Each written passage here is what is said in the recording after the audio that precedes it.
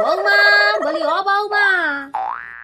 হ্যাঁ মা, বড্ড খিদে লেগে গেছে গো। কাল যে পিঠেগুলো দিচ্ছিলে সেগুলো আনো দেখিনি, একটু খাই। এই রে, তো সব খাওয়া হয়ে গেছে। সর্বনাশ করেছে।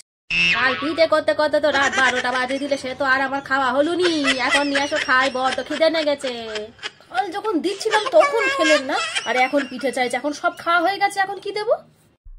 ও মনে পড়েছে, পোড়া পিঠে দুটো আছে তো। হ্যাঁ, ওই পিঠে দুটোই দিয়ে দিই। বলবো যে সব পিঠেগুলো এরকম করতে গিয়ে পুড়ে গেছে। মা কি করবো জানো গো, খুব খিদে লেগে গেছে গো। পেটে তো ছুঁচো দৌড়াদৌড়ি করছে।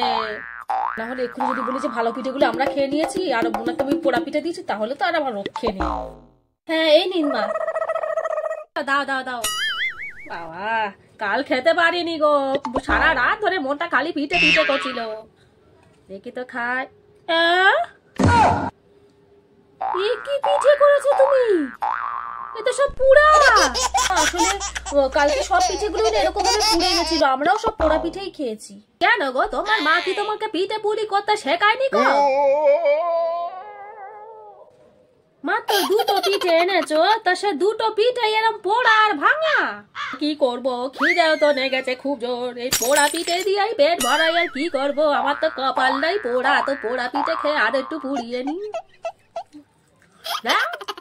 এবার যখন পিঠে পুলি বানাবে সবার আগে আমি খাবো, তা না হলে এই লাস্টে আমার এই পোড়া পুড়ি খেতে হবে। খাও খাও, পোড়া পিঠে খাও, যখন দেবো তখন খাবে। শেষ হয়ে গেছে পিঠে, এখন কি পোড়া কপাল করে বয়ে নিয়েছি, এই পোড়া পিঠে লাস্টে আমার ভাগ্যে জুটেছে।